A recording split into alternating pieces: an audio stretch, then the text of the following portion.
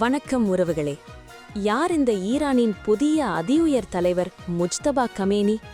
புதிய அதிஉயர் தலைவரின் நிழலுலக ரகசியங்கள். இவரை பத்தி உலகத்துக்கு தெரிஞ்சதை விட தெரியாத விடயங்கள் தான் அதிகம். உறவுகளே, இந்த 56 வயதான முஜ்தபா கமேனி இப்போ ஒரு மிகப்பெரிய தனிப்பட்ட சோகத்தோட தான் இந்த சிம்மாசனத்துல ஏறியிருக்கார். கமேனி கொல்லப்பட்ட அந்த தாக்குதல்ல முஜ்தபாவோட தாயார், அவரோட மனைவி மற்றும் ஒரு சகோதரி கூட கொல்லப்பட்டிருக்கணும். அதாவது தண்ட முழு குடும்பத்தையுமே இந்த யுத்தத்துல அவர் இழந்திருக்கார். அதான் அந்த சமயம் அவர் அந்த இடத்துல இல்லாததால அதிர்ஷ்டவசமா உயிர் தப்பியிருக்கார். ஒரு பக்கம் தண்ட தந்தையோட இழப்பு, இன்னொரு பக்கம் முழு குடும்பத்தோட மரணம். இதையெல்லாம் மனசுக்குள்ள வைத்துக்கொண்டுதான் இப்ப ஈரானோட தலைமை பொறுப்பை அவர் ஏத்திருக்கார்.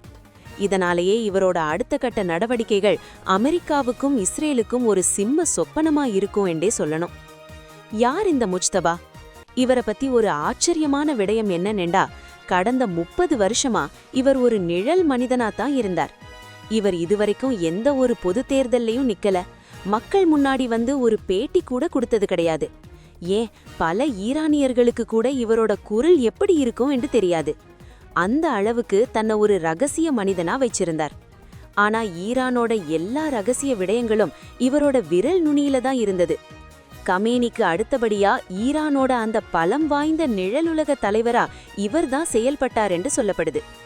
ஈரானோட புரட்சிகர காவல்படை இவரோட முழு கட்டுப்பாட்டுல தான் பல காலமா இயங்கிட்டு இருக்கு. முஜ்தபா கமேனி வெறும் மதகுரு மட்டும் இல்ல உறவுகளே, அவர் ஒரு போர் வீரன். 1980களில் நடந்த ஈரான்-ஈராக் போர்ல ஒரு சாதாரண வீரனா களத்துல நின்னவர் இவர். ஹபீப் பட்டாலியன் என்ற ஒரு முக்கியமான இராணுவ பிரிவில இவர் பணியாற்றினார். அந்த போர்ல இவரோட கூட இருந்த பல வீரர்கள் இன்னைக்கு ஈரானோட உளவுத்துறை மற்றும் பாதுகாப்பு துறையில மிக உயர்ந்த பதவிகள்ல இருக்காங்க. இதனாலேயே இராணுவ தளபதிகளோட இவருக்கு ஒரு நெருக்கமான உறவு இருக்கு என்று ஆராய்ச்சியாளர்கள் சொல்றாங்க. அமெரிக்காவும் மேற்கத்திய நாடுகளும் ஈராக்குக்கு ஆதரவு கொடுத்தத இவர் நேர்ல பார்த்தவர். அதனாலேயே இவருக்கு மேற்கத்திய நாடுகள் மேல ஒரு காலமும் மாறாத வெறுப்பு இருக்கு என்று சொல்லப்படுது. இன்னொரு பக்கம் முஜ்தபா கமேனி ஒரு ஹார்ட்லைனர் என்று சொல்லப்படுது. 2009 நடந்த பச்சை இயக்கம் போராட்டத்தை மிக கொடூரமா ஒடுக்கியதுல இவருக்கு ஒரு முக்கிய பங்கு இருக்கு என்று ஒரு குற்றச்சாட்டு இருக்கு.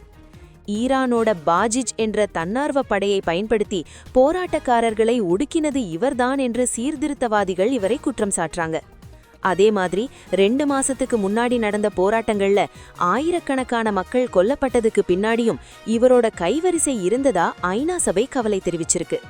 இதனாலேயே இவர் ஒரு இரக்கமில்லாத தலைவர் என்ற முத்திரையும் இவர் மேல முத்தப்பட்டிருக்கு. முஜ்தபாவோட இன்னொரு பக்கம்தான் இவரோட பொருளாதார சாம்ராஜ்யம். அமெரிக்கா இவர் மேல ஏற்கனவே பொருளாதார தடைகளை போட்டிருக்கு. மேற்கத்திய நாடுகள்ல சொகுசு பங்களாக்கள் வாங்கினது, பில்லியன் கணக்கான டாலர்களை ரகசியமா பணப்பரிமாற்றம் செய்தது என்று பல புகார்கள் இவர் மேல இருக்கு.